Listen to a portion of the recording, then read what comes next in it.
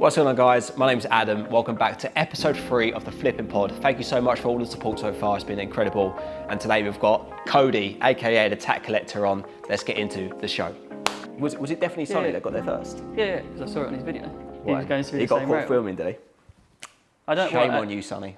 Shame on you. Well, I don't know if he was the one that... He might not have been the one filming. No, there could have been someone else. Yeah, but I know he was the one who got the shirts because I saw him on his video and he picked up all these nice shirts. Oh man, I'm so gutted. I love finding football shirts. Like I never find them. The only thing I find? Arsenal shirts. Yeah, well, there's a lot of Arsenal West Ham. And honestly, I hate it so much. And by the way, big Chelsea fan. Finally a Chelsea fan. I've been slumming it with Arsenal fans and it's been awful. So finally we've got someone decent on the podcast. Not much to be a fan of at the moment, is there? No, it's been awful, isn't it? Crap season. And look, when's this coming out? Because maybe we'll get a win and we can be a bit more positive. Yeah, that's a good idea. Rick, Rick, what we're going to do, we're going to release this after we've won.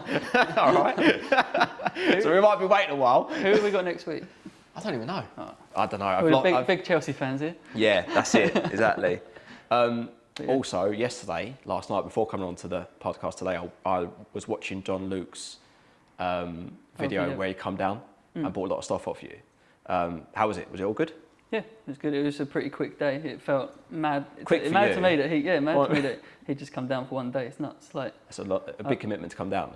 It's a long way. It's like 10 hours of driving in one day. Why was you selling such a big collection? It looked to me, I saw the video, there was a lot of stuff in there. Yeah. I just collected over the last few years. Like I said, I haven't really got the time to sell it all. And the way my brain works, I'm a bit like, I think recently I might have ADHD, I don't know. I'm not diagnosed, but I think the way my brain works, all my mates are like, yeah, I'm pretty sure that's because I can't, because there was so much there, I can't deal with going through it all. I like keeping on top of things.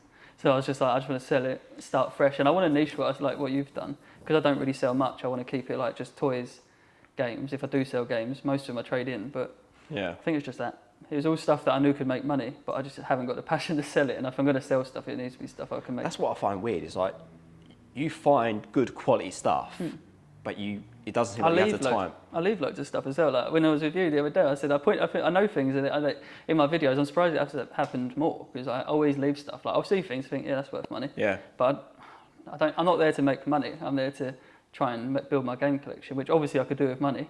But I make money. I've got a job, so it's like I ain't got the time for it. So it's just purely. I knew John, and I like John. That's why I messaged him. I was like, "Do you want all this?" Why did you sell it to John? Did he just reach? I know you put a post up, right? I put up a post, and I was just like, "Is anyone interested in buying?" Are we allowed to swear on this? Yeah. Rick, we're right to swear on this. The producers give him the thumbs up. Oh, I swear. Yeah, I swear quite a lot. Fuck it. Yeah, it's good.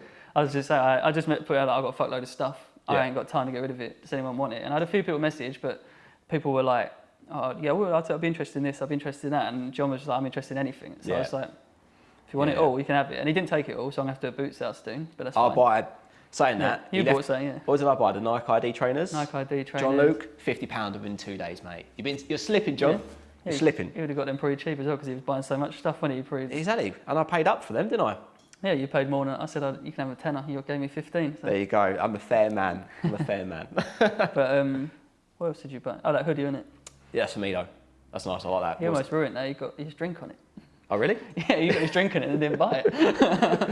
I was like, all right, no worries. Because I saw some really cool, I say cool Lego stuff. I mean, I know nothing about Lego, but some of those sets, I was like, I can't believe how much they're worth. Yeah. So basically, my I shouldn't really tell everyone, but the charity shop just down there, the cancer research one, I have quite a good thing going on with them. Let's tag that location, Rick, so everyone ruins his game. Cancer research, Billy Ricky. So I'm here every day, so if people beat me to it, fair play. I literally go up there every day before work. So, but they don't hold me stuff as such, but because I'm in there most days, I normally get it if it's there. Yeah. And I got that Lego set I sold in the train one. I paid £5 for it from there. That's crazy. Months ago. I've had that for probably a year nearly. Yeah. I was going to build it and sell it, but again, I'd love to. If I was full time, I'd probably focus on things like Lego now because I know there's money in it, especially old Lego.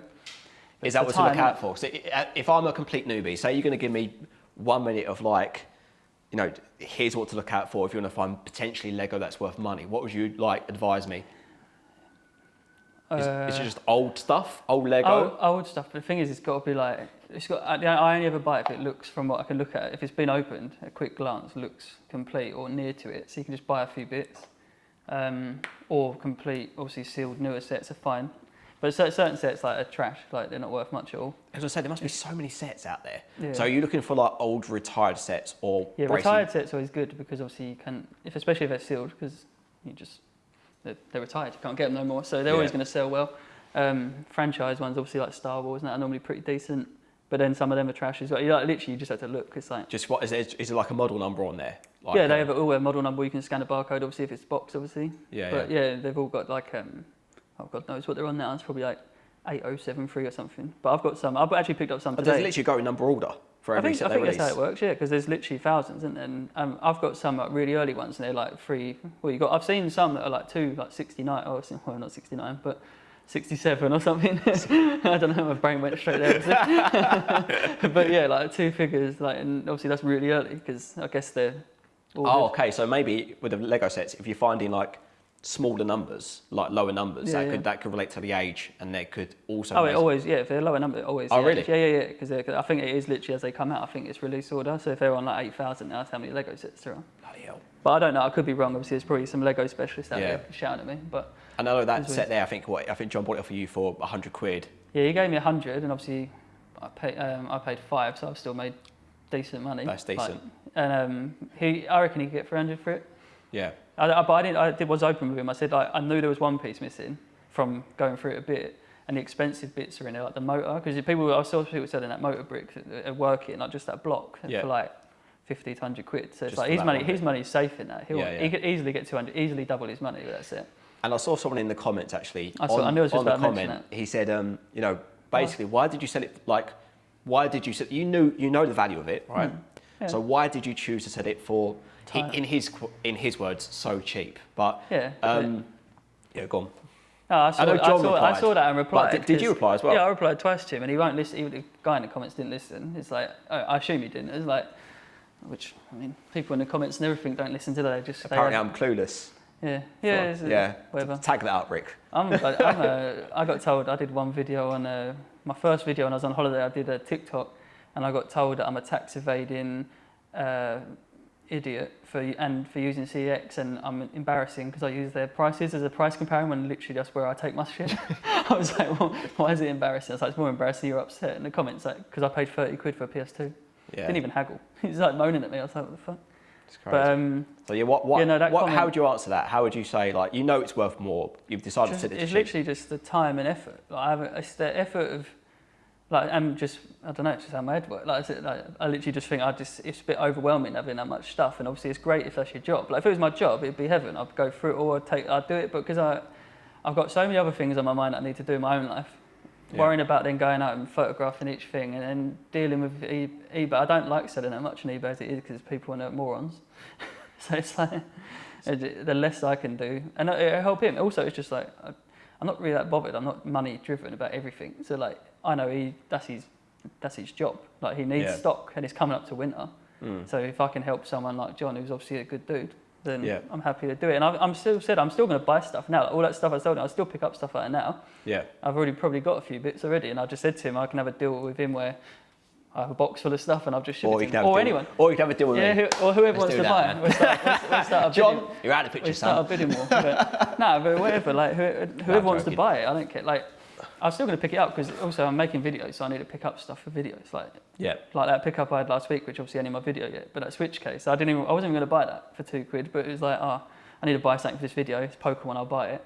And then it had 300 quid worth of games inside it. If you wasn't filming that day, would you have picked that? Would you even gone to pick it up? I'd have probably picked it up because it's Pokemon. Like anything Pokemon, I'll pick up and at least have a look at. Yeah. And then when I opened it, it had them games in, and I didn't even look at what the games were. I was like, I'll have that £2, lovely. And then it had 300 quid worth of games in, so I'm like, lovely. God, that's insane. Yeah, but so one of the most direct questions I can ask you is like, do you class yourself as a collector versus rather than a reseller? 100%. Yeah. I'm a collector, and the reason I do the reselling that I do or trade, like I've solely pretty much trade in CEX. Everything I get. That's why anything you see in my videos will probably be trading at CEX unless it's something like gaming related, like a plush or something. Yeah. But everything, it's collecting first. That's why I've got my collection. Like in the room, obviously in John Luke's video, you sort of like that's why I do it. It's like that's why I get up at 5 a.m, so I can try and make my collection better. It's not.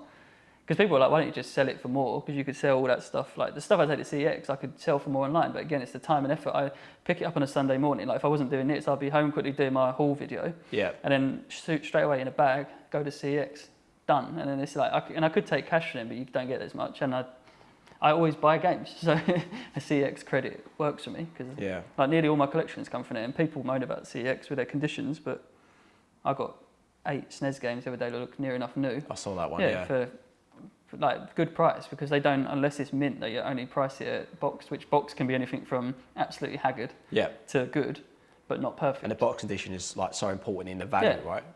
So I got them games I bought probably like £300 voucher on them 8 games. It's probably nearer to £500 in cash value, because the conditions were good, but they don't care about that because that's not how CEX function. And that's also the thing with CEX. I think people have quite a big deal with CEX and the way they do business, because they're technically a reseller. Yeah. And because they're buying your stocking it, and they might sit on that for years, but they might not. They might get rid of stuff quick. But they don't talk about the good side of it, where you can pick up stuff like that. Like I picked up a game that could be worth 60 quid for 30, because people don't ever, it's like anything. When people want to have an opinion or whatever on someone, they'll pick out where it suits them.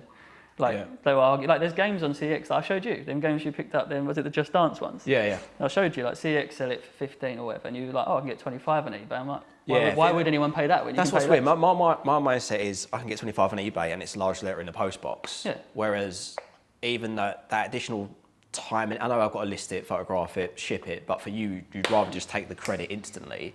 Yeah. And obviously, I know you've got a full-time job, right? Yeah. So it's like my full-time job. It's not like I love my job, but it doesn't end in here. Like when I come in here, it's not like I walk in, do my tattoo, go home. I get messages all night. I've got a draw for the next day. Otherwise, I've got nothing to tattoo. And people forget about that side of it. So, and I play football quite a lot. So it's like I put that in the evenings. I have my partner, which hates me for everything I do because I'm constantly doing something. But again, that's how my brain works. I just need to be doing. I need to be doing something. Do you think most, I say resellers, because that's obviously the community we're speaking to here, but do you think most resellers are like that, like constantly on the go and very hard to turn off? Yeah, I think a lot of people, I think most people that are driven, like even with us, like in our industry, like my industry, like tattooing, I think everyone's got some form of like on the spectrum somewhere. Like I think everyone's like, I think where they can't switch off because you just have to be driven to do it, to keep pushing. Like as an artist, like they always say as an artist, it's like if you think you're doing well, you're not a successful artist because you're never going to drive to be better. Yeah. And it's the same with most resellers. Like look at what John's doing now. Like in that small time, I was talking to him. I think it was like Tuesday. He was on about getting a new place because him and Charlotte were like, we've outgrown the garage. Yeah. Thursday they moved into a fucking new place. It's like and you can't do that if you're not driven. So I think. Yeah, I think it's very hard, and most people, and something that I'm struggling with at the minute is switching off. Yeah. Like I'm sitting, if I try and put my phone to one side and watch a bit of football, I'm like, should I just flick on Vinted and have a look? Should I just flick on eBay and have a look? Yeah, I ain't watched like a film in ages. Me and my partner, because I feel like I'm wasting time. Yeah. I find it really hard to just, unless I go to cinema. The only time I switch off from everything in life is football or any sport like golf. And I guess at work, but then you're not really switched off because you're working. Or holidays is where, but even then I'm still like, I'll be sitting there on something like, oh, okay. Like looking at Marketplace. I'm not even in the country and I'm looking at Marketplace. It's silly, but I'm always looking for gaming stuff. But yeah, I don't know. Do you find it hard, like then, obviously you definitely view yourself as more of a collector and I suppose a bit-time reseller on some bits and pieces, but like, do those lines blur quite often? Because you must always see, I know that's, even though it's not a game collector that you're picking up, you look at something and go, I know it's worth way more money. Like, do you find it hard to, or is it easy to walk? Do you find it easy to walk away from big profit deals? No, because I think if you know it's big profit, like, I mean, I try and, I think because I've got the channel, I try and keep it to some form of niche. So I'll probably keep that sort of audience. Because I don't know if that's going to be a bigger audience or smaller, but like, I feel like if you collect everything, you won't get like a game collector watch you as much because they're like, oh, I'm sick of seeing him picking up dresses and stuff like that. Yeah. But there's money in it, obviously, so you have to pick up everything if that's your job. So I try and just stick to like, my main thing is like old toys. Like, to be honest, I love video games, but I actually love finding old toys more because most of them I don't. Like old figures, you mean? Like like action figures and stuff like that. Stuff I found recently, like stuff I don't know about. I love that because it's like I love looking for it and researching it and just being that's cool in it, like the era. I love all that, the 80s and 90s toys. Yeah. But So I'll never pass up them. So I try and get them games in like football boots because I just like football. And trainers, trainers is the one thing actually I probably do leave loads of. But I try to the way I do it, unless it's a pair that I literally know is going to make me a load of money quick, I only buy them a fair size 9 and fit me. Yeah. So that's easy for me to leave. Like I say, if I'm staying, like yesterday when we were looking at them trainers on the boots out. I already sold those. Did you? Yeah, 30 quid. Yeah, how much I pay for them? 5, wasn't it? Yeah, 5. Yeah. But again, I think you spotted them before me. Yeah. And I think you was literally trying them on. Yeah. I was like, please don't fit them so I can sell them. Please don't fit them. Yeah, I mean, if they fit me, if they fit me, I'd have bought them for me. And then, I'm not. Yeah, that's the only time I really buy them though, because again, I can't be asked. Unless it's a special pair. But I always in boot sales, I'm always dubious of anyway. Like I see people buying pairs and I'm like George done it quite a few times, and I messaged him. I was like, I doubt they're going to be real. Like he got some undefeated 97s, and I was like. Yeah, I mean, I picked up a couple of fakes. It's difficult, and some of the fakes are so good. Yeah, some of them are blatantly obvious, but some of them are so good now. If you see Louis Vuitton Nikes on the boot sale, they're not good. Yeah, I do stay away from.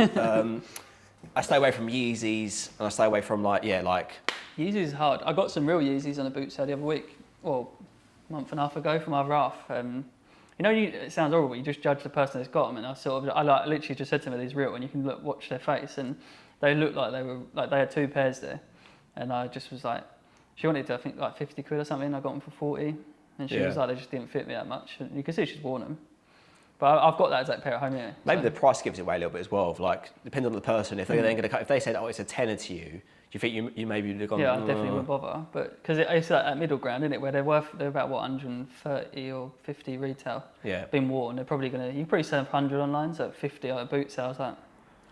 It sounds stupid as well because it's a bigger risk, more money, but it's just, I'm not silly, but like I say, I'm quite into fashion and stuff, so like I know, I've got that exact pair of Yeezys at home, but I was wearing a different pair, but I just looked at them and I was like, I compared them to mine at home, they're sound. Yeah. She ain't worn them yet, but I bought them. It might be on eBay soon. Yeah, probably. It sat in the fucking drawer, but yeah. Do you know, come back to CEX for a second.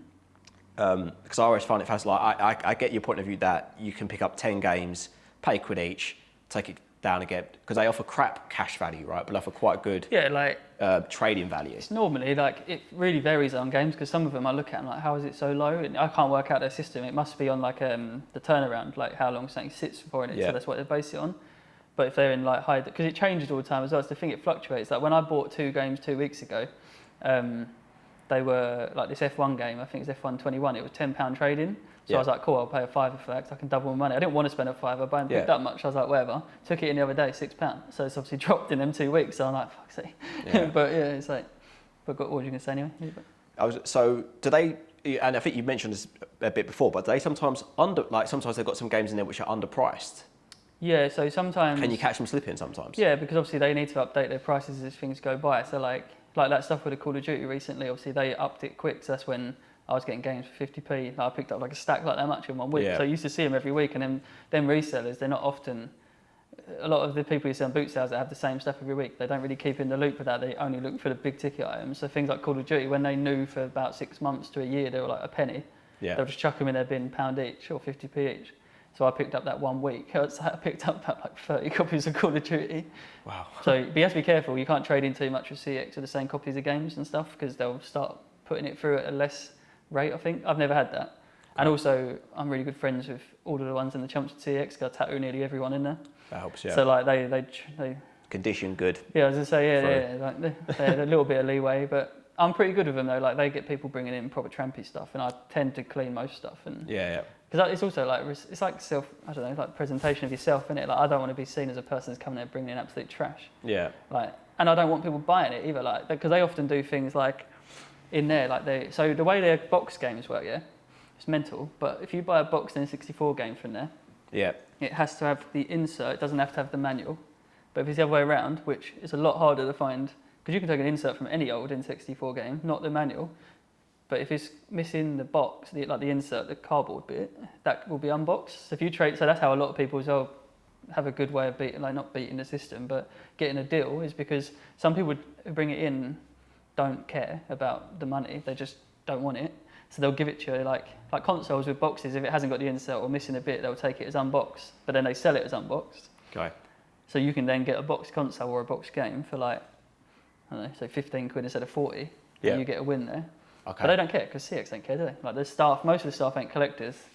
That's when you like you can tell by normally with the stock on a CX who's a collector if they work there because of like what they have. Because most time there's no good stuff there because it'll all be gone because the staff they don't backdoor it. They're allowed to buy it, but they have to buy it at the end of the day and let it be in there that day's trading. They can't just take it and got ya. Because it has to go through the system. But most consoles now, have a look at like the new Xbox One or new PlayStation. It's digital only.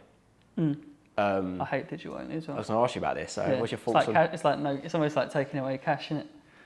I suppose so, yeah. Because I only collect physical games. Like unless it's a game that literally isn't physical, I won't. Like I want to play that new Starfield that's just come out. My mate got it 5 days early or whatever because he had the digital thing, and I was like, no, I ain't doing it. So I'll wait till Wednesday. I was like, just don't buy digital. Yeah, well, like you saw my room. Yeah. If it was digital, I wouldn't have anything in there. But like, it's going that way. Yeah. Ultimately, it's going to go that way. Like surely, I'm not sure if Nintendo are digital or not yet, but no. Well, they do have some that are just like codes and that. Yeah. I think it'll be. I don't think it'll be like. I mean, it could be wrong, but I think it'll still be disc-in or some sort of thing for a while. Because the thing is with it, digital's awful for like. The reason they want digital is because they hate people. They hate stores at CX, like Tony, because obviously they can only make money the first time they sell something. So then as soon as you then sell it on and then give it to your friend or whatever, they're not making money there. So it's losing a buyer in it. So that's why they want it. And also they never, with games, like physical games, you go in Smith's or Game, whatever, they always like have deals and stuff. They rarely have deals. They always have like, I get like Nintendo, they're like, oh, deals on at the moment, blah, blah, blah. But they're still quite expensive. And bearing in mind you're getting no physical format, but they charge more than physical. It's like, it pisses me off, so I'm just like, no. Is Game still around? Yeah, but most games now are inside Sports Direct because Mike Ashley owns them, doesn't he? I thought they went bust at one point. No, I think they almost did, and that's why then because Mike Ashley owns Sports Direct, doesn't he? Okay, yeah. Does he? You don't own Newcastle, does he? No, of course he doesn't. Saudi's coming, didn't he? Yeah. Yeah, so he owns Sports Direct, and then he moved. I think he owned Game as well, and he moved it into the stores, I guess. Got ya. Because I use it a lot for like buying Pokémon cards and stuff, obviously. So. Do you think CX will still be around in like 5-10 years' time? Yeah, I think they will because they're like the only people really that have a system for like old games. Like I think it's that stuff. I mean, they'll probably say different, and I imagine it is. Their bread and butter will be like sort of. I think Xbox 360 up to modern games and just selling them cheap. Yeah. And getting them out the door, like paying £1, selling them for £5, and like mums coming in with their kids and be like, have a game, whatever's cheap, pick it. Like you still see people buying the old FIFAs now for like £1 in there. But they pay like 1p for them, so they don't, like their profit. Mate, I can't believe how many FIFAs there are in the charity shops, and then mate, it's mental, isn't it? I don't know who's picking up a FIFA 13 on the PS3. I just don't know who's going to buy that. Charity shops wind me up as well. Like this, like I love going to charity shops. They're great, but like, and that's why I love that one I go to because there's every game that comes out, unless it's like something that looks special, like they don't know what it is. But if it looks like like a special, they charge £2. Yeah. Everything's £1 or £2, and I think, that's not because it's not even just because like, I obviously want to get it cheap, but it's just how they should be. Like I love charity shops how they used to be. It's just some of them are turning into boutiques. I find like they're trying to be something they're not, and I don't mind boutiques, but like when I don't know, the charity shops in my local area, I'd be keen to see what people say in the comments here, whether they see, and because the prices in Wickford have gone through the roof. Yeah. Well, the British Heart Foundation down there, I bought a lot from it, and I like to buy from them because obviously I want to buy from them, even though there's charity shops that there's a lot behind. They're not as charitable as you think. I agree. That's a completely different conversation, but I like to buy from them because obviously you feel like you're doing something like it's good, pumping money, and I like buying from that one, especially if it's stuff that I'm probably not even really wanting that much, but it's stuff within that realm that I like buying just because they see me buying stuff, and I like to sort of just take it off them, I guess, and then whatever. But some of them charge mental prices. Like they had, I bought a Pokemon Heart Gold in there, just cartridge, not in the box, and they had it listed at £50 originally. Yeah. And I was like, it's fine because that's what it's about that on eBay. But I was like, it's not. Shouldn't be charged. Like I don't think they should be charging eBay. But they're like, well, it sells for that online. I'm like, we'll put it online then. Yeah. Don't say like.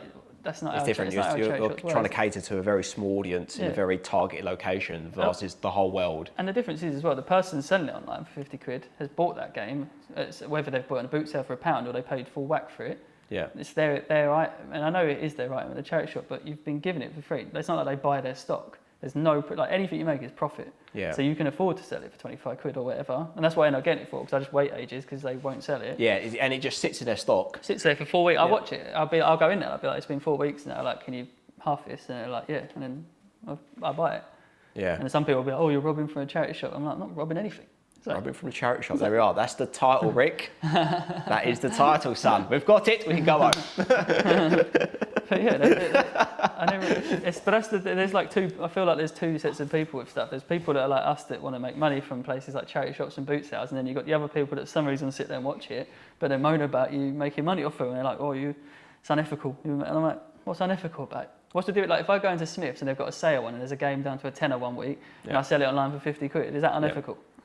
Oh mate, this is it's an interesting one, because I think the charity shops are interesting because it's a real stigma about resellers buying from charity shops. Yeah. But what I think the general public don't understand is 99% of stuff in the charity shop isn't worth reselling online, doesn't have any markup, so it isn't like, I'd be lucky to go to a charity shop and maybe find one or two things in the whole shop, maybe. Yeah. Most of the time I'm coming out empty-handed, so it isn't like you're detracting from vulnerable people that can't afford it or whatever. I mean, it's just... No, and if you don't have, because most people that buy from charity shops are resellers. Like, without resellers, they probably wouldn't even be around that much. And if you don't buy their stuff, you know where it ends up. Yeah. Landfill. Exactly. And so it's the ultimate, like Sonny said on one of his videos, you know the one where he had that guy that was pretending to be Russian or something, being all... Have you seen that? Where he's picking up something off the side of the street with his van, and like a bit of... like someone's chucked it out. Yeah. And then the guy's trying to have a moan at him because he thought they were foreign or whatever. That's obviously a whole different thing. But what he was doing was taking someone's trash and selling it at his place, making money. And this guy was moaning because he's like, "You're taking their stuff," and he's like, "I'm taking their trash. It's sat on the street. I'm actually now clearing that street." Yeah. And he said, which is perfect. It was like, if you saw 20 quid on the floor, you're just going to leave it there. And that's how Sonny looked at that bike frame he picked up in that video, because he was like, "I'm going to make 20 quid on it." And also it clears up the streets. He's like, so it's actually the most environmentally friendly thing you can do. He's like, I'm recycling it. Yeah. He's like, you just don't like it because I'm putting in the effort, basically, is what I get from what he was saying. And I agree with him. Like, and that's not even my job. I don't even do that. But I completely agree. I'm like, no issue with it. If you're stealing stuff, then that's a bit wrong. But if you're literally, it's just someone's crap that they're just going to give to the bin man and it's going to go in landfill, would you rather it in landfill or in someone's, I don't know, eBay store and someone else? Yeah, it gets rehomed to the person that actually wants it rather than as they go into landfill. Yeah, I can completely agree. Same with charity shops, that's where all their stuff goes. And like, they have stuff that they have to throw anyway because they're not allowed to sell it in that. So there's enough stuff that they'll be throwing away that could be making money on. Like, I got a massive turtle thing, like a big plush that they're not allowed to sell because it hasn't got some... they're not allowed to sell turtles? No, the plush, like, you know, like TMNT. Oh, okay, I've got it in my car because John didn't buy it. It's like this massive fucking, like 30-inch tall plush thing of Raphael. Yeah. But it was sat out at the front of the charity shop, and I was like, "What are you doing with that? Can I buy it?" And they were like, "We're not allowed to sell it because apparently because it's from like the 80s, they didn't have a certain, you know, the CE mark on most plushes and everything." Oh, it's like a health and safety. Yeah, it's thing. Like some regulation thing which they didn't have back then, and they're not allowed to sell it in their charity shop because it's not CE or whatever that is. If whatever passed or whatever, so they like to sell it. And I just chucked in a donation and just took it. They were like, just, if you take it sort of thing. Yeah, sure. Like, yeah, cool. just make a little donation. Yeah, and I was like, what do you want me to throw in? And they told me an amount, so I was like, cool. So technically I didn't buy it, but technically did, but whatever. Yeah. So it's better than it going in landfill, innit? And absolutely. It's now sitting in the back of my car and taking up fucking space because John didn't buy it. Hey John, buy all this stuff, man. By the way, this is a proper impressive studio. And Rick's going to get some B-roll afterwards, but this is insane. Yeah, no, I'm pleased with it, to be fair. It's probably the best backdrop we've ever had, Rick. What do you reckon? To date, there may be a new guest coming on. Yeah. But this is... Fuck you, Sonny. Yeah. Sonny's been called out. Don't disrespect Sonny's library. No, Sonny, it looks great. Oh, Sonny's library is unreal. It probably fits the vibe of like reselling a lot more than my Pokémon and anime stuff. But no, it's... So I know you've been hitting car boots for a number of years, right? But I want to know your journey from like how the hell you've ended up to be a co-owner of your own tattoo studio in Billericay, and did your collection play any part in that journey getting you to where you've been to today? So kind of take us back to how you even started going to boot sales and kind of how you ended up here. I was going to boots. So my mum and dad had me like really young, so they couldn't afford to buy me. I said they couldn't afford. Well, they probably couldn't, to be fair, but they couldn't afford like all the latest toys, I'd imagine, because they were like, my mum was just turning 18, and my dad was like, he ran everything himself. So I assume this is why. Anyway, I don't know, I've never asked him, but I assume boot sales was easier for them to just get us toys. And that's how I got into like Transformers and stuff. And like bottom, and yeah, all my stuff I'm into is actually before my time because of that. I think because I was getting people's toys probably from like 10 years before that. Yeah. So like I could get more toys there for cheap. So that's always the way they did it. And your mum and dad took you around the boot sale. Yeah. And to buy the toys for you. Well, I don't like they liked going to them as well, but probably I don't know because obviously I was a kid, but I assume it's probably to buy stuff for the house or whatever, trying to get things cheaper. Yeah. And my mum and dad used to do a little bit of reselling when I was about probably 15 to about 18 or so, because they actually used to buy baby trainers, like what you do now, but all the baby shoes, because my dad used to get them like £1 or £2 a pair, put them on eBay, 20 quid a pair, and then that's how they would go on holiday or buy like TVs and stuff for a house. That's not when they were hard up, that's more like later in life, but I used to see them doing that, and I was like, I could do that. Like I see everything. I see stuff that's on boot sales, like it's worth money. But yeah, so I've always gone since I was a kid. But really, I guess like reselling side of things would have been when I started my apprenticeship in 2012. Well, I was doing it before that actually. From about 16, 17, I used to go with my granddad every week. I'd get up at like 5 in the morning on Sundays and go to, we used to go Ardley sometimes or Boreham, and then we'd go to Lazy Bones, which ain't a thing no more, is it? No, that's true. I love Lazy Bones. I love that one. Yeah, it was so good. But I don't know why it feels different as well, because obviously we've got the late starting one over there, but it's not the same. I don't know. Yeah. I think it's something about a field as well. I don't know. Fields always feel better than the. I like hard standing because you can't go wrong. But you know the weather. It's not going to be weather dependent. But no. yeah. And it hurts my knees when you have to go down, look at something, and you're on the concrete. but yeah. So when I started my apprenticeship was when I really started reselling on eBay back then, because I didn't have money, because like your apprenticeship's unpaid. It was just like it's an informal agreement basically with a tattooist. Like I could just take on you now if I was like, do you want to be my apprentice? But you wouldn't get paid. Don't take on me. I'd be awful. No. I'd be the worst tattooist ever. But yeah, so it's just like I weren't earning money, and I was like, well, I want to have some money. Yeah. So I had a part-time job. I used to work in. I was in college for a bit, doing art, obviously. Got bored of that, so I stopped it. You dropped out of college? Yeah, I never got no grades, proper grades. I had like, what do they call it? Like after school. GCSEs? Yeah, I had GCSE. I had A in GCSE. But no A levels or anything no, like that? because I did. Well, I think technically, I don't even know. I think I got an A level in, but it was in sixth form. You know, like so technically not college, which I didn't even know when I did that. I thought that was college. I was a bit thick. I thought it was the same, but I don't know. But it's kind of is. It's like after school, but in our school it was linked within the school. Yeah, so I don't know, but whatever. I did that for a year. Got probably.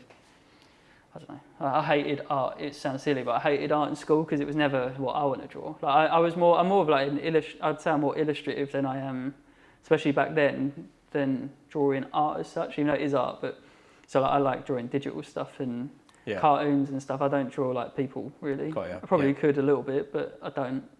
So I was doing that anyway. I used to actually do freelance illustration. I taught myself on like a tablet and used to sell like t-shirts. I had my own t-shirt company when I was 16 with my mate, which. What was it called? It was called like Caught Me Clothing. It was like some small like it was like because I was like a little metalhead kid. Yeah. So like, it was just like, have you heard of Drop Dead, the brand? Drop Dead. Yeah. Yes. So yeah. Rick like, has. Yeah. So Drop Dead was like a big thing. Oh, it still is massive now. Like they're expensive now as well. But Ollie Sykes, Bring Me the Horizon. Do you know that band?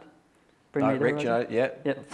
Rick, do you want to swap? Can you get someone on there? Can you get someone on there that knows something? Yeah, exactly. Like, apart from the boot sales, I know nothing. It's like they used to be like a deathcore band, like really heavy music. Yeah. And then they've died down. They're doing songs with like Youngblood and MGK now. Like okay. But they were super successful. But anyway, he had his brand, and obviously I started getting tattooed. He is tattooed. I was just basically trying to follow in them footsteps. I was like, yeah, that's cool, and I like drawing. And then I started doing t-shirt designs for like bands and other brands and stuff. That's cool. And it was cool. I was just making that back then. Looking at it now, I undersell myself hugely, but any money to me was like decent. So I was like, oh yeah, 50 quid a t-shirt design take me like 5 hours. I'm like £10 an hour, sweet.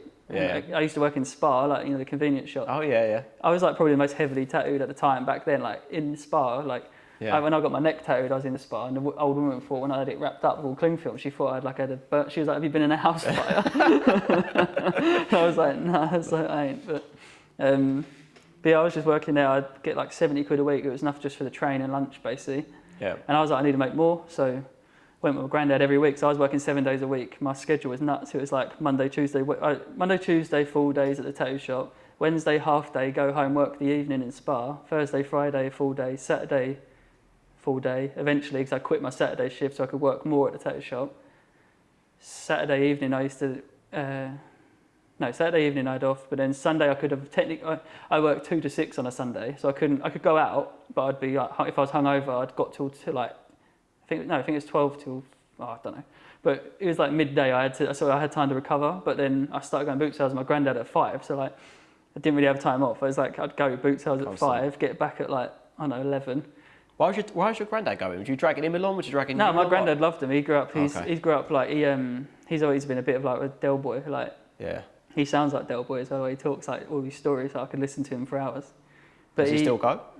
I see him there every now and then. Oh really? Okay. I saw him there like 3 weeks ago, and he was like, "Didn't recognise you. You've got so much taller." I'm like, "I'm 31." I was like, "I haven't had a growth spurt of 31." I was like, but yeah, I see. I really, you know, like there's things in life that you think, "Fuck, like why didn't I record that?" Now I've got the camera, but I turn it when I see him. I turn it off because of all like family. I'm like, don't need to record my family, but I fucking wish I recorded it because I'm like, you know, like you just think in the future, like I've got that content of my granddad talking. He had some great stories, and I just sat there. I was like, fucking. I was like, so next time I see him, I'm gonna have to like record, just leave the camera on because he don't know it's even there. Yeah. He fucking thinks I've just grown 3 foot, so you know. But yeah, so I used to go with him because he just went anyway. He used to collect old trains at that point. So he used to go and get like Triang. That's another reason why I know about Stuff Is Worth Money is because he used to collect like Triang, Hornby, and all them trains. Yeah. And whatever they're called. So, and he used to go to auctions. Like he's a bit like an old sonny. Like he loved all that stuff. Yeah. Getting in fights at auctions and stuff. He's a head case, my granddad. But yeah. So between your mum and dad and your granddad, that's kind of what. Like, do you think that's kind of what got you into the scene? Yeah, probably just like, just as a kid, I've always been. I lived around, but it's just in my head. I just think they're so good. It's just like I was sitting there this morning. I was like, I was only going to do the one boot sale because it's really hard for me at the moment to go with my football. I'm always late for football, but like you know, you just like I just want to see if I can find more stuff. Yeah. Did you go today? Yeah, I went to Boreham and then I went home, had a shower, I went back to the other one that started at 9, finished. I went around it for half an hour. Boreham, Sandon, then football. And now I'm here. Bloody hell. Yeah. And you went yesterday, we went together, by the way. And I went Wednesday as well, actually, at Mark's Tail. I go like 3 times a week. Did you get anything good today? Yeah, I did. I got some right bits. Yeah, I got some cool Lego, some old Lego, funnily enough. Some old Lego. Yeah. Load of games in the second. I can't even remember what I bought actually. You know, like you just buy it and I need it. It's all in my car, so it's packed. Yeah. But yeah, I got an old Action Man set. That's pretty cool. That's cool. But yeah, so yeah, my granddad was always going. It wasn't. He actually like was the one that suggested me come with him because it was just nice as well. Like, I'm pleased I did it as well because my family's all young, like I say, so I'm quite lucky. Like, be 31 and still got like.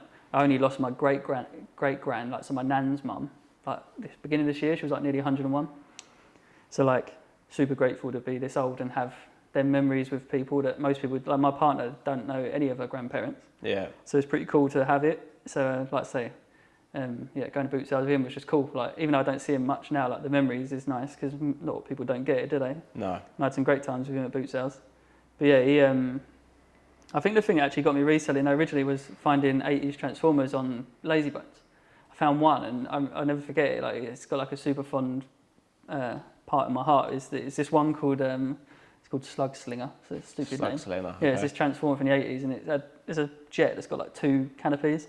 Yeah. And that's the first one I picked up because I had them when I was a kid, the 80s ones. But my mum doesn't keep anything. She's like a clean freak. Like everything's just like.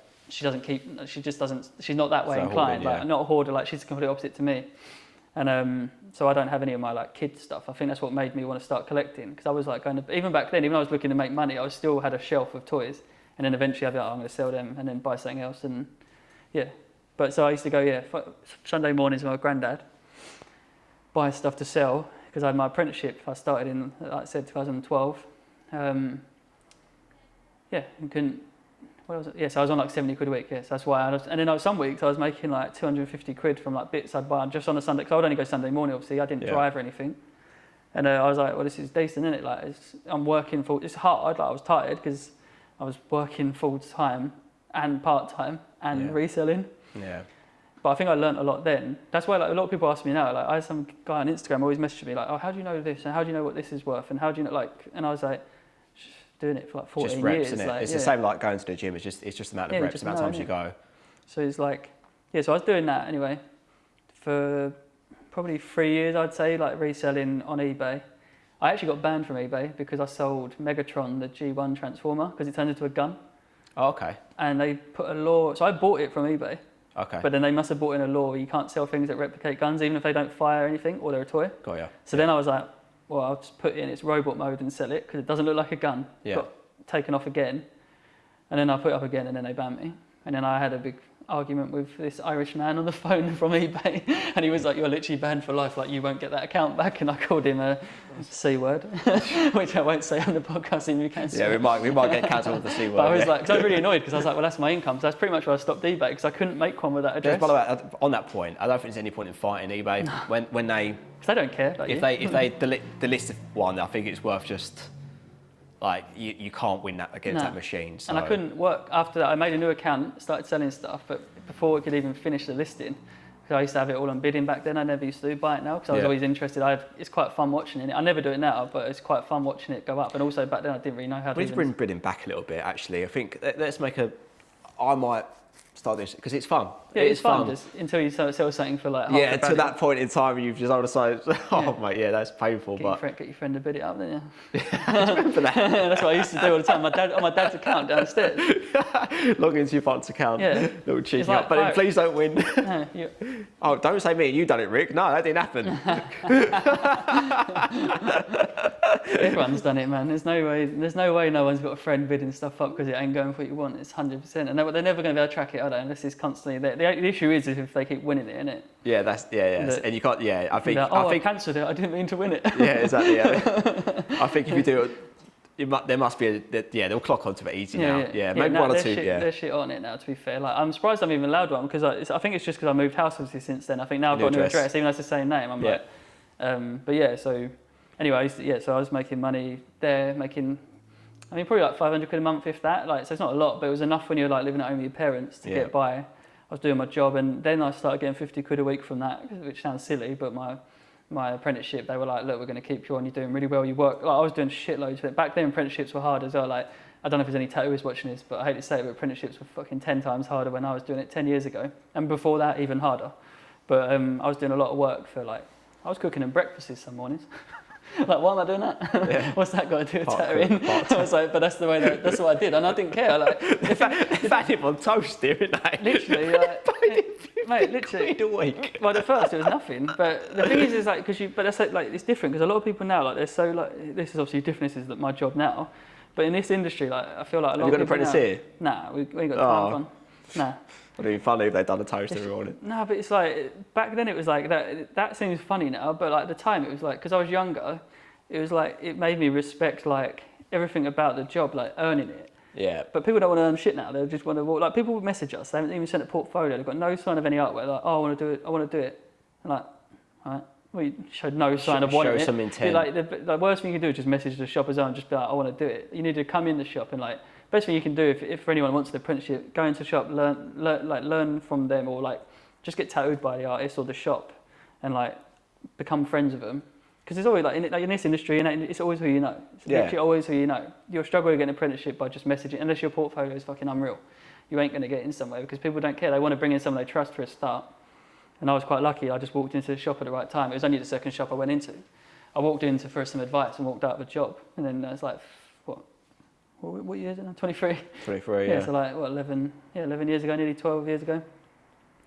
But yeah, so you've done that for a number of years, got some more money, was building it up while you went through your apprenticeship. Yeah, and then I think once I got to a certain point in my apprenticeship, like, because I was learning for like a year, and then I was tattooing with my friends, so I was making an alright amount. I pretty much stopped reselling, except for mod things that actually just I had that I didn't want anymore. Yeah. So I didn't need to. I was making enough. I never had a lot of money, but I always get by. And then I only really got. I've always gone to boot sales on the side, especially once I started driving. I think that was one of the first things I thought when I passed. I hadn't really thought about it, 'cause I hadn't gone much because I wasn't going with my granddad as much. It was when I got my car, I was like, oh, fucking hell, I can go Boreham now because it's only up the road, isn't it? It's like, that was actually one of the first, using the A12 a lot, because at the time I didn't drive there. I used to just get my train to work. I was like, oh, it's like quite a nice, easy drive to get used to driving on a not a motorway, but A roads, whatever. And I used to love it. I remember turning up the first time and you feel like a proper adult. I'm like, oh, I've got to do my own boots. Look at me, I'm here, and I've got a car, I can put stuff in it. Yeah. And I was like, and then, but I didn't even buy much stuff then for selling. It was just like, if I saw something cool, I'd buy it. Toys and all that, and games, obviously. I don't know how long ago it was I started doing what I do now as much. So like my video game collection I've built up, like my toy collection has been probably amassed over the last 14 years, but my game collection is actually probably like the last 5 or 6. So like all them games I've got is all pretty much CX, or some of them will see newer titles I probably just bought when they come out, but most of it is CX and just trading in. Like, what's the plan with that? Like, you're going to build a collection, complete a collection, I don't think I would Like, do you think you're ever going to collection, sell it? Like, is that the ultimate plan, or not really? Would you want to pass it down, or what? Like, Yeah, I don't know. Like, because what you asked me originally if the money from reselling helped me get this place. Yeah. So obviously, like, I sold my Pokemon card, or some of my Pokemon cards. I don't know. You mentioned it, but go on. So basically, like in lockdown, I was like looking. I used to collect graded stuff. But luckily, I got ahead of it before it all went mental. So the thing you was collecting was action figures. Was it only action figures, or? I collected like action figures and games and cards. Like Pokemon's my other big thing. Obviously, I haven't mentioned that, but like Pokemon. Yeah. Anything. By some of the. Yeah, like I love Pokemon. Gengar's my favourite. This little guy. This guy here. Yeah, he's cool. But yeah, we I was actually going to turn it off for this. So it's got like little Pokemon that run on it. It's pretty cool. Sick. But so I just had I had about 80 or 90 PSA 9 and 10 cards because I only collect like higher grades and stuff. Like a mixture of like first editions. They're all like the first set stuff. Basically, my aim was from base set to Neo Destiny, which I think is 11 sets, but might be 12, 11, 10. I can't remember. I wanted to get every single holo, like the shiny ones, which normally the sets have between, I think it's like 12 to 20 or something like that. I was trying to get every single one graded 9 or a 10. And Were you sending them off to PSA to get graded? Were you buying them already graded? I sent the initial lot off, but that was in like before. I was already collected them, and then I was like, I got a good collection. I sent some off before lockdown, and then that happened. So I sent my original ones I sent off fine. Like it took 3 months, and I thought that was a long time.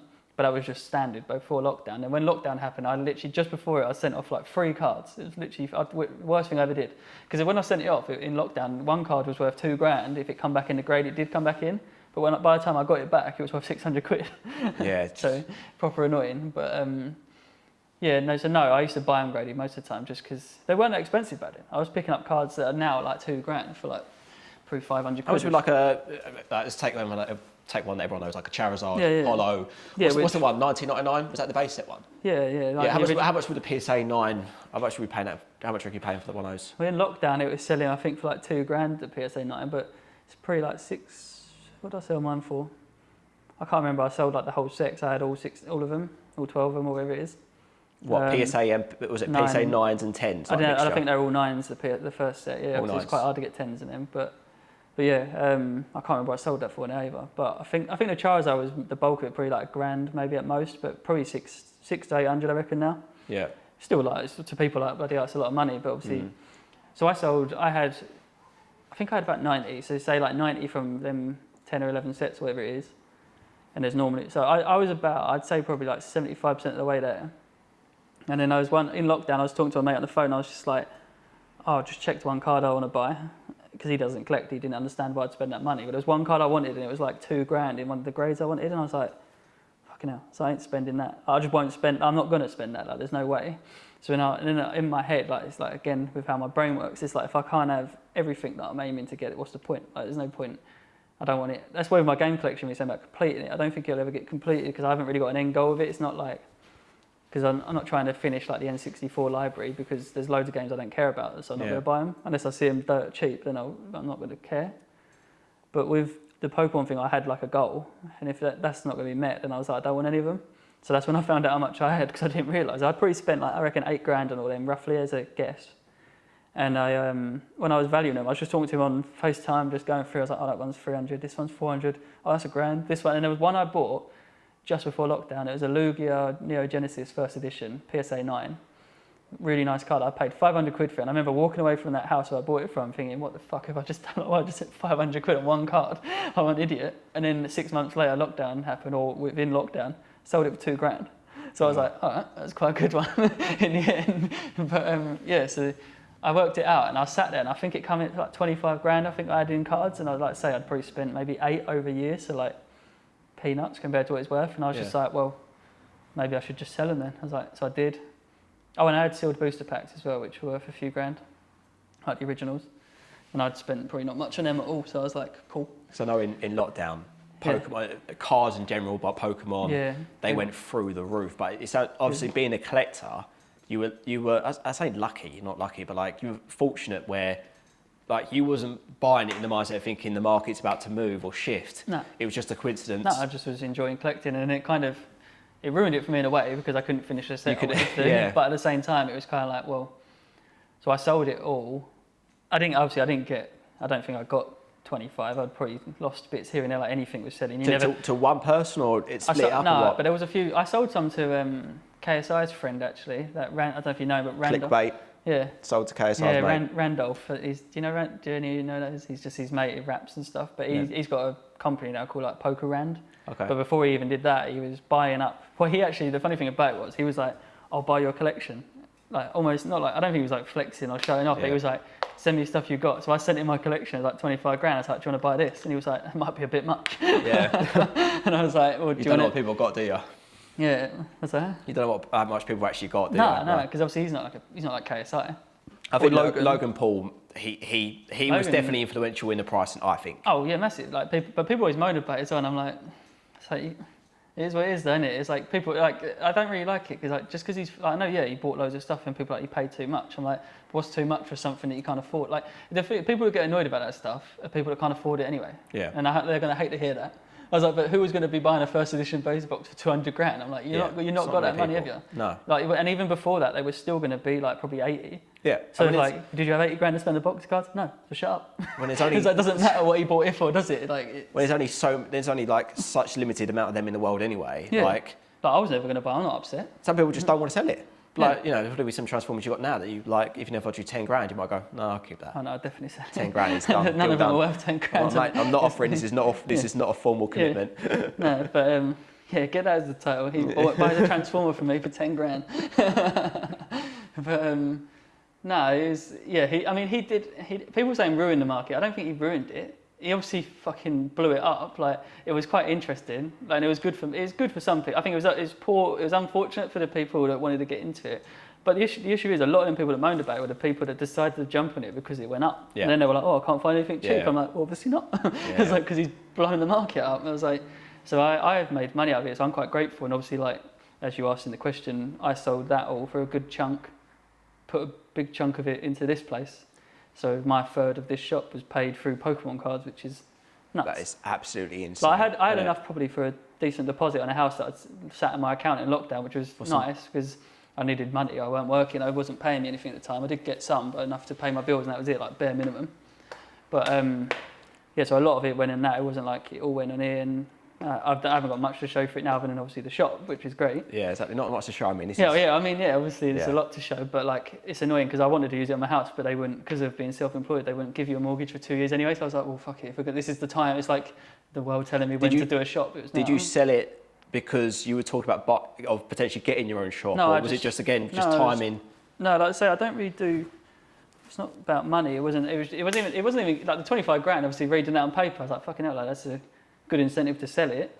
But it was literally just the way my brain works. I'm like, if I can't finish it, I don't want it. It sounds like, and also, I've got them cards anyway. Again, I've got doubles, everything. It's like they were just the graded ones. I have them ungraded in a folder. So like, it's not that sad selling them because I was like, it's annoying not having them graded because it always looks satisfying having slabs. But I've still got like a Gengar collection, which I didn't even show that stuff to like in that video with John because it was just too much to show him anyway. Yeah. And to be honest, I don't really want constant like. Not everyone needs to see every inch of my collection. Yeah. And I post it on. I've got like Pokemon pages and stuff on Instagram that I don't really use, but I share like bits and bobs like where it should be shared. Oh, sorry, I forgot that. But so I've got like Gengar. I collect Gengar now. That's the way I do it. I just like if I just collect graded Gengars, then cool. Like I'm happy with that. Yeah. So so I've still got all the cards anyway. So would you still send your cards off to get graded now from a monetary value? Maybe not a collector, but would you set like if you had a Charizard or whatever holo, is it still worth to get graded or not really, in your opinion? Yeah. I'd definitely still send. Like I've actually the old arts I was talking about that I collect. I was thinking about sending them all off in one bunch actually, because if they won't all come back 9s and 10s obviously. I know they won't, but if I had the whole lot, then I would eventually probably. Yeah, I think because then it would add a lot of value. Like because there's certain ones in there that are probably. I think I've got one at the moment it's spiked quite a lot, but I think it's dropped back down. But it's worth at least 300 or 400 quid, I think. But obviously, if you get that and it come back in a 10, then it could be like grand or 1,200 quid or something. So it adds a lot of value. Is it only PSA you would use? Or Beckett.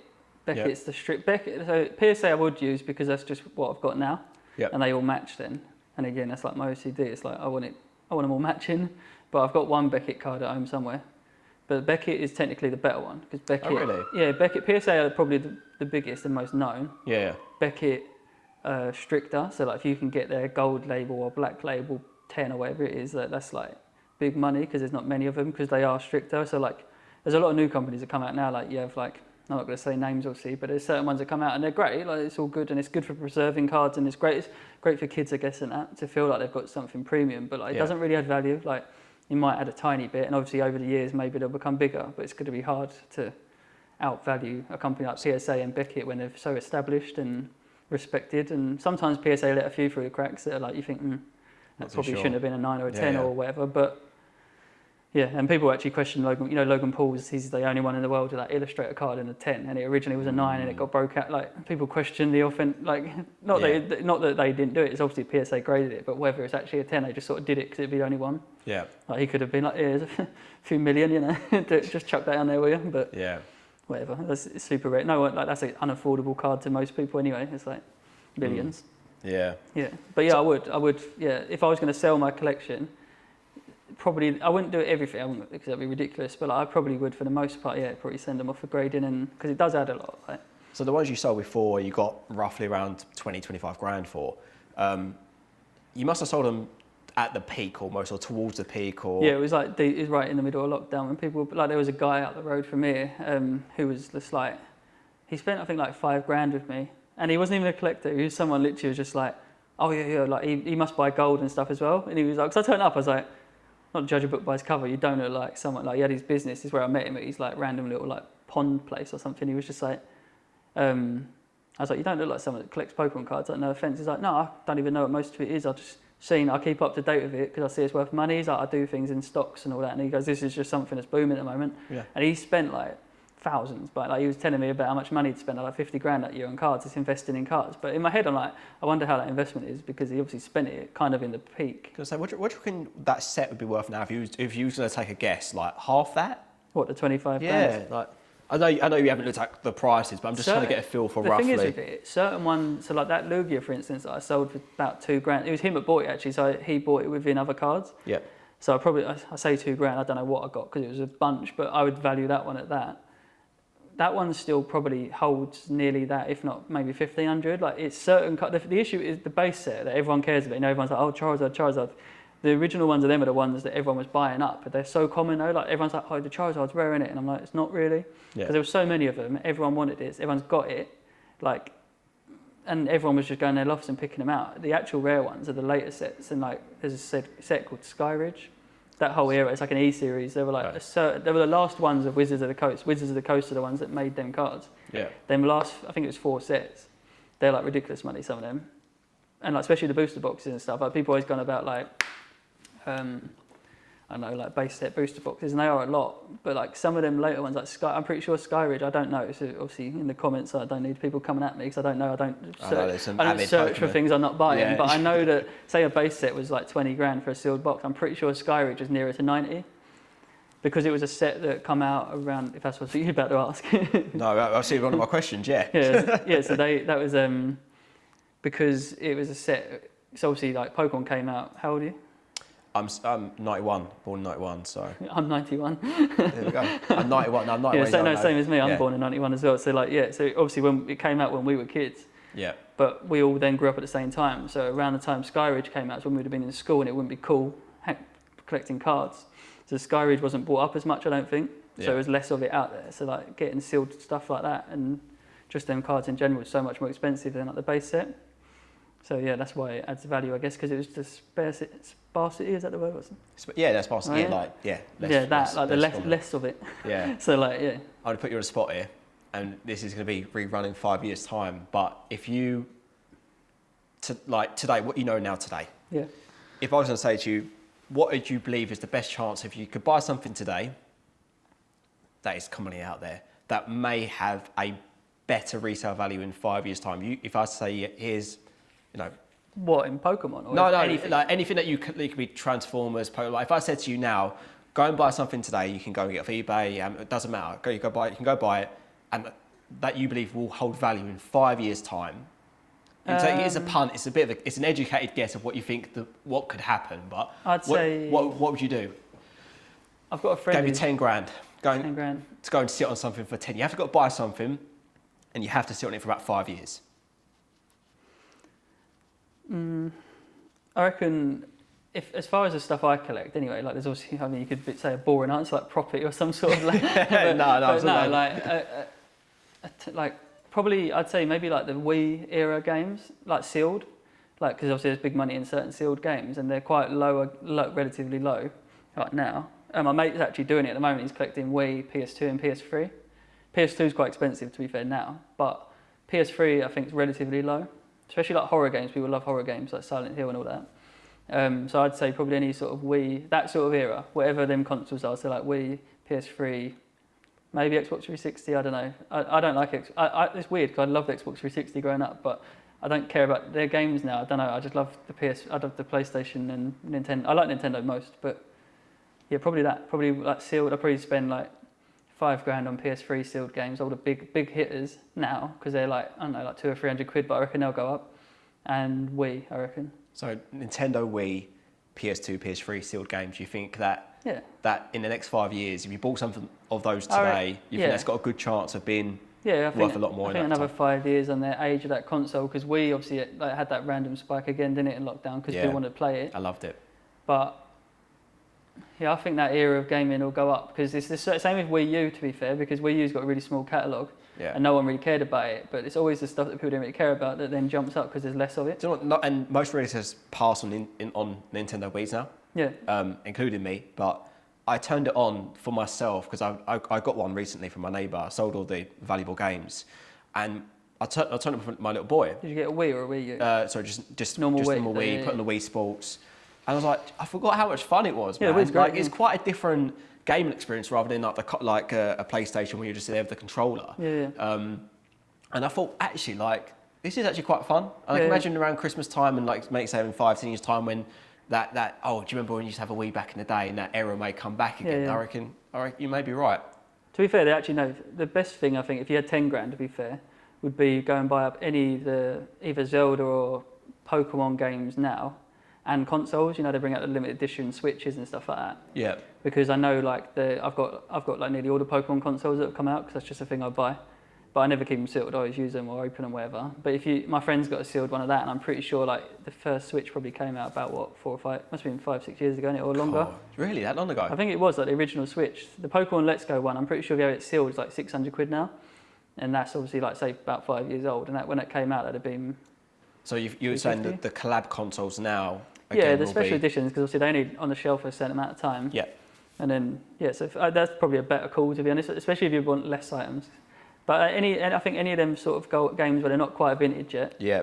But in 5 years, they might be hitting that vintage. What's vintage? Is it 20 years? I think officially, it's 20 years. Yeah, so Don't quote me on that, Rick, unless I'm right, then quote me on it. What's Wii? When did that come out? Again, I was in secondary school, so must be coming on 15. Yeah, so 5 years it'll hit vintage. I think once you can put vintage in front of them, that will jump up quite a bit. And it's just when the people, because there'll be kids obviously younger than us that played Wii a lot. Yeah. It's when they start coming into money. I think it's every generation once something becomes nostalgic to them. Yeah. That's why I'm actually thinking about selling more of my Pokemon cards soon to start saving for them my mortgage. Because I'm crap at saving, so I just like spending money. But I think I'm going to do that because I've got like all my old cards. I don't know how long they're going to be nostalgic for. Because obviously they're nostalgic to me now and some people, but how long will they be? How long will that value hold up? I know it could get higher, but never know. You never know. So cool. Yeah. There you have it: Nintendo Wii games and collab consoles. Now we're going to run on to a bit of a round where I'm going to throw some. This leads on nicely from that last point, but I'm going to throw some consoles at you, and I want you to give me 3, 4, 5 games.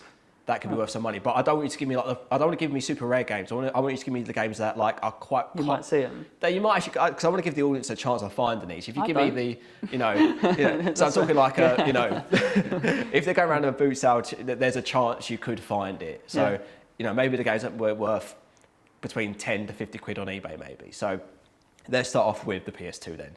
Can you give us a few games that we can look out for? FIFA 07, FIFA 08. Just don't buy all them so they're not there anymore. No, PS2 that you might see a lot.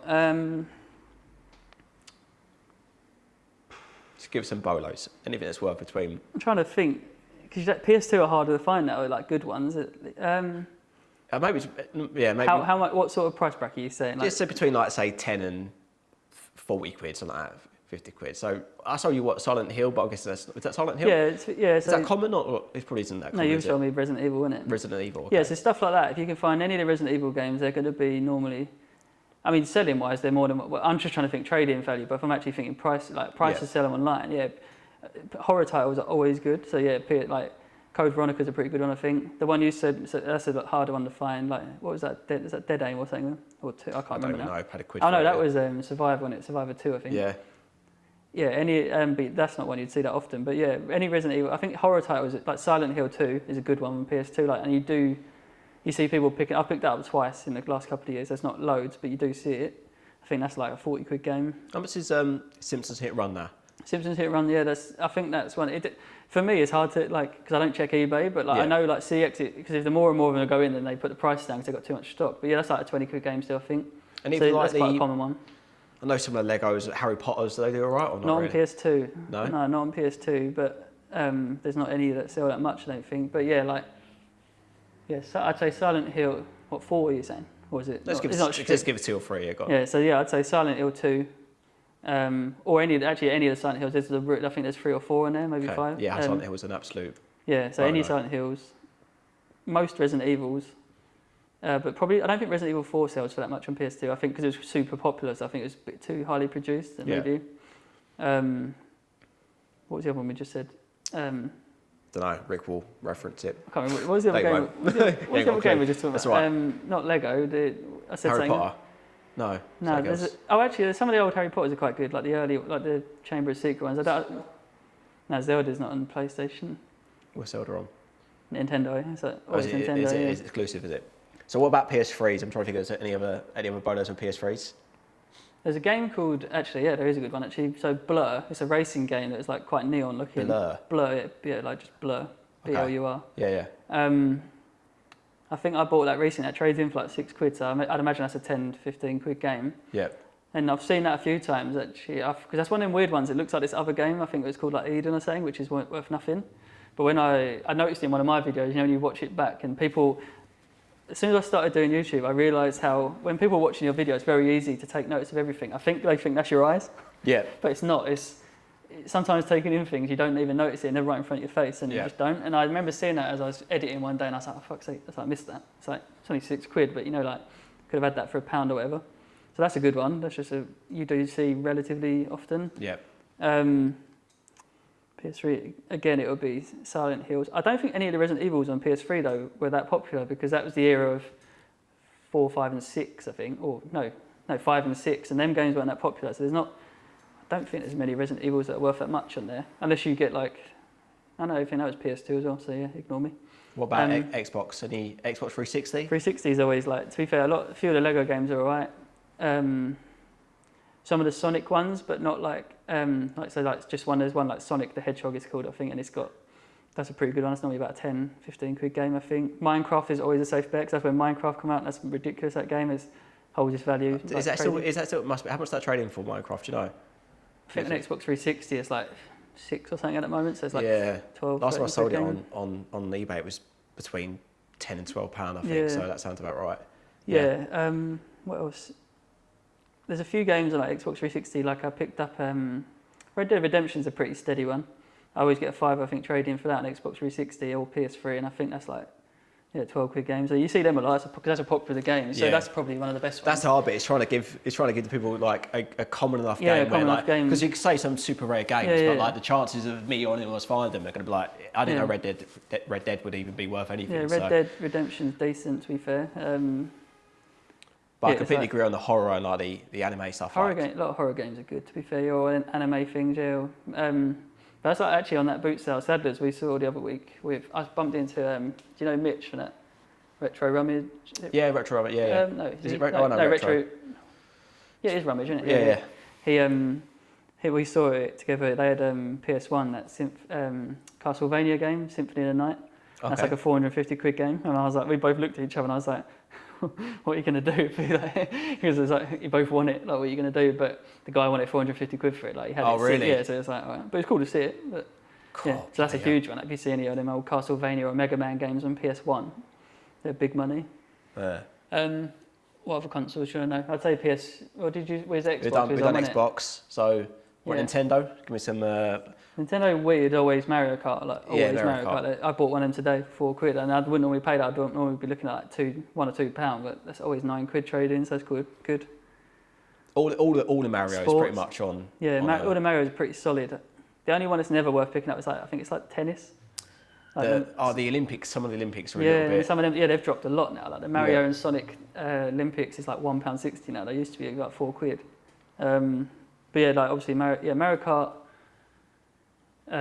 Zelda's obviously good, and they're all pretty common because the thing with Nintendo is they're good games. They're normally a lot of them because they don't have a huge catalogue. Like PlayStation, they've got so many games. Yeah. The ones that are worth money are the ones that aren't as many of, and they're harder to find. But Wii's pretty steady console to buy if you just want to buy it. The consoles are worth nothing now though. Like CX give you £12 for a normal Wii console. And they want a controller with it, obviously. And they give you £8 for a controller, so they're giving you £4 for a Wii. Yeah, I think they were selling for about £12 last year. So yeah, it's nuts. Yeah, I'm gonna get some sealed Wii stuff. I might actually maybe said it earlier on. I might have a little. If you see it, I always pick up sealed games. Even like I did with you, didn't I, on Saturday? That crap game on PS4, Division 2, I think it was, for like £1. Well, sorry. Well, just in case it jumps up. Yeah. It's not like for £1, I don't care. I'll just chuck it on the shelf sealed. It's just cool to have sealed games, isn't it? See, with Nintendo, is it the same with like the Nintendo Switch stuff? Is it mainly again the same kind of titles then for the Switch compared to like the Wii? Yeah, all the Marios. Like them games, I found that thing. All them games were like hits. It's mad. Like any Mario game, Zelda holds its like value like mad as well. I'm pretty sure they still sell that for like £40. The original one, which came out like 6 years ago. I'm guessing any of the Pokémon games on any of those consoles. Yeah, but certain ones drop a bit. Like they're not as expensive now. But yeah, Switch games. I'd say if you're going to find them on a boot sale. I don't see them that much. I've started seeing them pop up this year. Yeah, I don't find many. So, like, if you find any Switch games, are they all worth some value because they're a lot newer, or not really? They're all going to be normally around 10 and upwards, but it does depend on what it is. But yeah, most of them are pretty good. If you can get, it's hard to get them cheap though. I think because it's such a new console still to people. Like same as like PS5. Well, I got PS5 FIFA 22 this morning for £1, which seems nuts. I don't think it's worth that much, but it just seems nuts to pick up a PS5 game for £1. Yeah, it's crazy to think that. But yeah, I'd say with that it's always Zelda, Mario. Fire Emblem's a really good game but that's always Nintendo consoles as well. Like GameCube games is mental. Like I never see GameCube. It's so rare I find a GameCube game. I don't find any of them. But there's some mental games on there, like some crazy value in certain ones. Yeah. But yeah. Good man. All right, I've got one final question for you. Yeah. What's your favourite charity shop in Billericay? My favourite charity shop? Yeah. Oh, there's a few around here, to be fair. Cancer Research, which is funny because normally... That's a strange one, isn't it? Because normally they're super expensive, but that's the one where I get all the stuff in my videos where people are like, oh, you need to go give them money because they always do good. Like, I'm like, yeah, that's the one. It's the one closest to my... Well, there's one over there, actually. You can near enough see from my front. But was that the hospice one? No, that's... Sue Ryder, I think. It's yellow. Oh, is it? Oh, okay. It's got I like that one. Yeah, that's my favourite's Bernardo's. I know you didn't ask me, but I'm just saying it to the audience. Yeah. But they were good. Like when I first, because obviously I go like I'm literally it's just there. They were really good when I first opened this shop. But then they get new managers and stuff, didn't they? And they've started researching everything now. But this is what going back to what we said about earlier about charity shops. I have no issues with you charging like a decent amount if it's worth it. The issue is when they think they've found something and they don't fucking check. Like sold this, people be like, it's worth this. Yeah. And they're still like I spent. Some of them charity shops I've spent hundreds in at a time if they get good stuff in. Yeah. But now I think I bought games of them one week, bought all of them, and they're probably like, oh, we should pre-check the prices. Now I go in there, they're charging more than what CX are charging with some. I'm like, why are you doing that? Like, it's mental. It's going to sit there. That's it. Literally, it sits there, and then they're like not there anymore a few weeks later. And she's like, oh, did you not see them games? I'm like, yeah, but you're charging like more than like at this point. This is like you need to sell stuff, don't you? But yeah, that Cancer Research on Billericay High Street for anyone who wants to try and jump in on me. That's my favourite one. That's it. And if you want to get a tattoo, come down to... Yeah, just go past that one. After you're trying to steal all my stuff. One. So go hit that one first, come down here, see Kodie, do your tattoo. Show it, rub it in my face. One of my customers actually did that. He went and got, I think it was like Sonic Mania on the Switch, which is like maybe a £15 trade-in. And I was doing 4 of these Pokémon tattoos and he was like, I'd just finished doing his tattoo and he was like, I'm going to go get some lunch and have a look around the shops. He come back, he's like, look what I found in a charity shop. And I was sat there like, oh, really good, mate. Cheers, mate. Yeah, nice one. but But yeah, that's the best one for me. Good man. Thanks for coming on. This is My Kodie, aka TheTattCollector, and this is his tattoo shop. Yeah. Cool, man. Cool, man. Appreciate it, man. Love No, that. my pleasure. Sweet. Job done. There we go. Right there, Rick. That's a good time, actually. It's right to pop to the toilet. Yeah, cushion. Yeah? Sweet. Rick, you ruined it for everyone. Water. You're right. Wrong arm. You're right. Down the wrong arm. God. Oh, is there a toilet in it? Yeah. No, so you open that door. This one here? Yeah, you'll see it. Straight through there. Jesus. Oh, sorry. Yeah, there you go. Yeah, straight through. That's horrible, isn't it? Sweet. Oh, We cool. had to do this last week with George. What happened? Oh, you can put- yeah. This div didn't plug in my camera into his wall. You can turn leave- the plug on. Yeah. I was plugging on the battery to see my extra battery brick, and then it went flat. And I thought I could see it was going flat, but I was like, oh, because what happens is if you've got a battery in there as well, Yeah. it will run dead and it will flip to the wall. Just Oh, carry right. on. Right. But fucking, and then you just turned it on, and I was like. I thought we got 45 minutes in and I thought we lost it all. I was like, Oh, oh, that's shit. my It's mate very, did- you can't have that same conversation again, can you really? No, it's my mate that's got a podcast and he's done that before. They did a whole show and it just corrupted the file. It just corrupted, and he was like, "Fuck, it's like 3 hour conversation and I can't get I it." don't know if you can hear it. This is the joys of filming podcasts because stuff happens that you don't even know about. Yeah. I'm telling you some of it now. That's good. Add this bit in the end. I like the little bloopers or the little. Behind the scenes stuff. the behind the scenes stuff is good. So much content. Yeah. I love filming behind the scenes stuff. Yeah. That's what I watch that Jack Mate's podcast. What? People start to film behind the scenes stuff. Oh, okay. That Jack mate, yeah, he's good. Yeah, I isn't watch his. Oh, I haven't watched it in a while, to be fair, but I like all that when they. To be fair, they just keep it all in anyway, don't they? They're quite. he? Yeah, that's what I quite like. That's what I loose said. The first time I said to Rick, and by the way, shout out Rick, r.media. He makes the magic on these videos Yeah. because without him, he makes me look good. Because I'm not good at all. So shout out to Rick. He's the man behind the scenes. So shout out, man. Is he going to crop that out? Probably. That will not be part of the video. He's just done a shout out to no one.